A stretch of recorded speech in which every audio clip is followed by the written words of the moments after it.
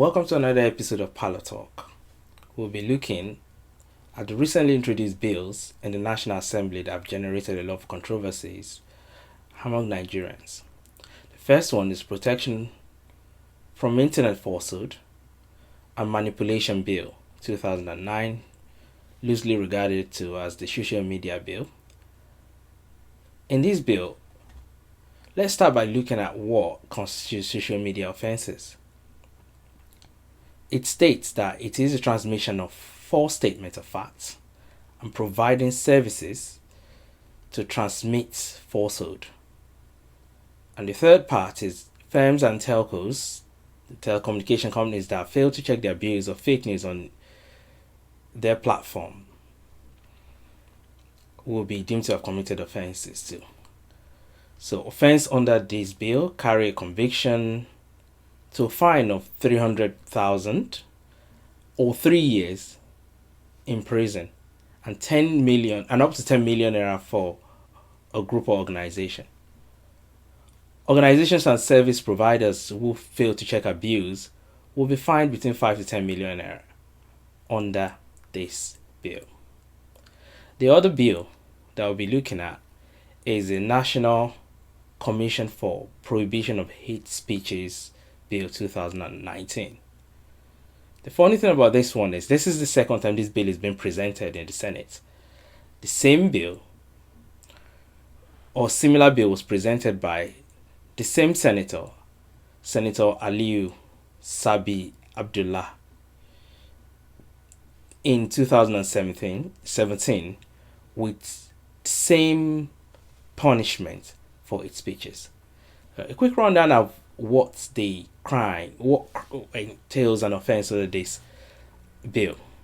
Harassment based on ethnicity gets 5 years imprisonment. Death penalty when loss of life death penalty where there's a loss of life. Life imprisonment for offenses for all general offenses under this bill. So according to the bill, a corporate body known as the Independent National Commission for Prohibition of Hate Speech will be established. This commission will be a legal person. Now, let's break this down, and I would like to give my view and opinion on, or lend my voice to what many Nigerians, legal luminaries, human rights activists, and social commentators have said about this bill and why it is not as good as it seems to some people. Out of panic, internet service provider or telecommunication provider will start gagging service users for fear of sanctions from the government. And this just creates an avenue of indirectly manipulating the dissemination of information by government apparatus, which is no more than a gag order or a serious encroachment on the rights or freedom of speech of the people, freedom of speech, expression, and thoughts of the people. It also seems as a strategy to stoke fear and undue caution in the minds of Nigerians, for example, because then people start wondering or start censoring unduly their thoughts of what they should say or what they shouldn't say, who will come after them, who will not come after them. So such legislation could be a menace in the wrong hand, and that is figuratively speaking. A case in point, Shore and Dasuki, regardless of what you think of these two people in our nation's history, and given the events that have happened in this dispensation, it shows there's been a flagrant abuse of power in the way the government has handled the judicial or criminal justice administration of these people, flouting the court orders, rushing to get another court order from elsewhere, and things like this. This in itself does not fill people with confidence as to the intent or the goodness, if you like, of the intended bills. On the hate speech, I personally have issues with how we just went straight to death penalty for hate speeches when we at the moment are granting amnesty to Boko Haram members, repentant Boko Haram members, bandits, if you like, and even same goes to Niger Delta militants as well. They're all enjoying amnesty, which and the whole concept of amnesty is to forgive and to bring people together. So this shows a policy flip flop in which is why the confidence in the government is at an all-time low at the moment, because people don't know they breathe hot and cold at the same time. So and also a government trying to shrink the size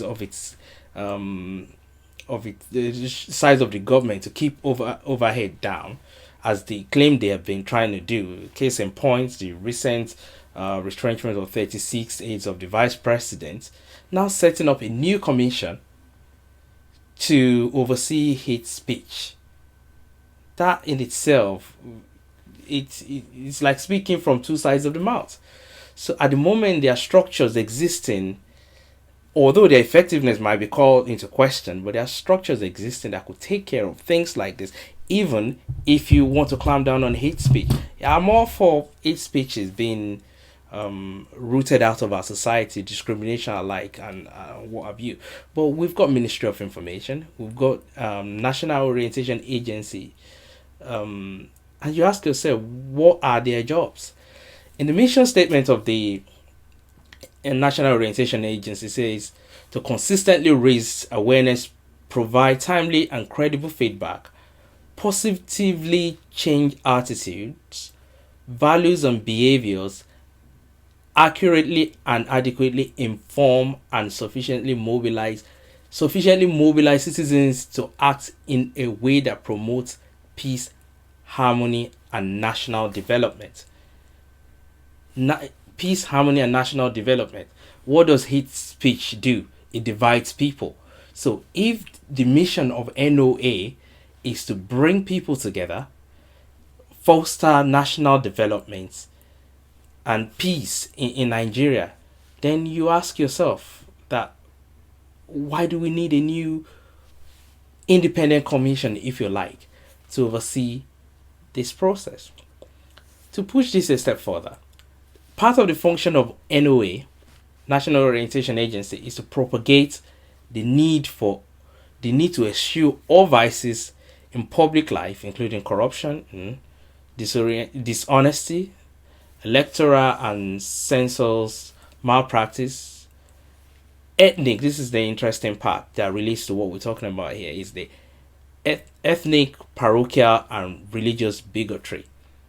So there's already an agency with similar mandates. Then you ask yourself, are they effective? Well, that's a different ballgame. If they're not effective, make them effective, rather than now starting the whole idea of just bringing something new without actually making the old one work in Nigeria. Sometimes it's exhausting. So we already have a government parastatal that promotes attitudes, culture, and the attainment of goals of a united Nigeria. There is no point at all to be talking about having independent commission to investigate hate speech. It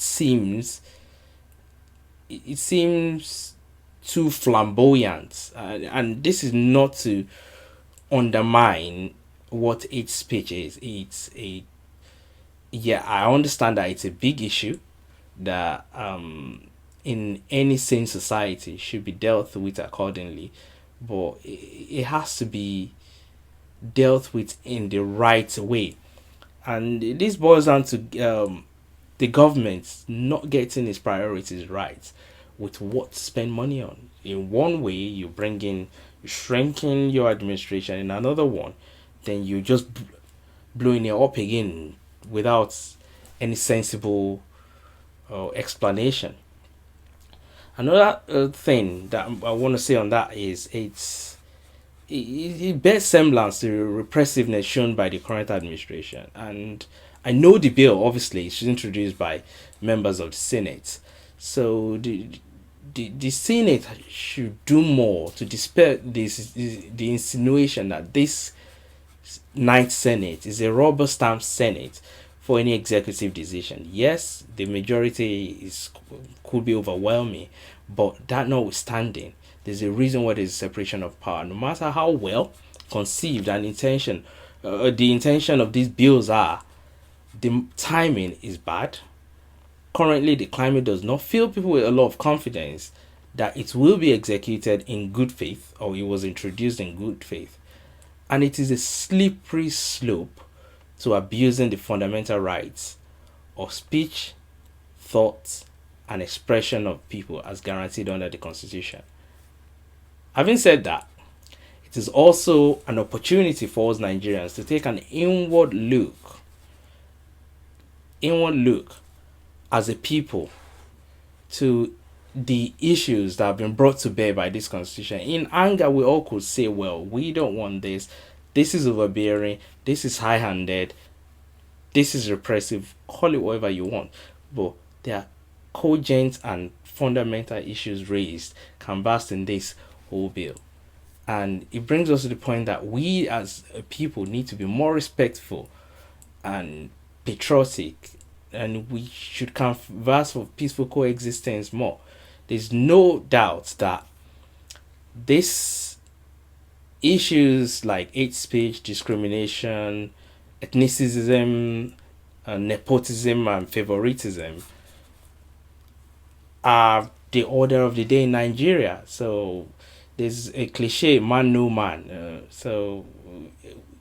And you ask yourself that if we claim to be one true nation, in unity, then why would it matter what side of the country someone comes from?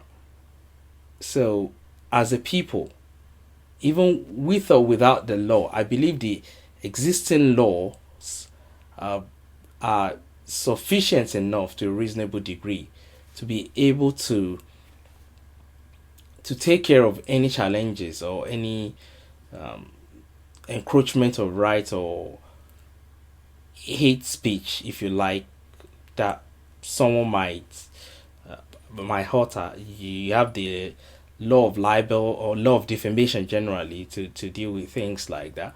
And but as a people, we need to respect each other more. Then know that we are each other's, we're brothers and sisters to one another, and protect each other more. So yeah, we've come together in unison to challenge these bills presented to the National Assembly, and I hope the National Assembly, in their wisdom, will make sure that these bills don't survive the second reading, because apparently they went through the first reading automatically. And let's hope that they will heed the cries and agitation of Nigerians, and these bills will be dealt with the right way, which is straight into the vein.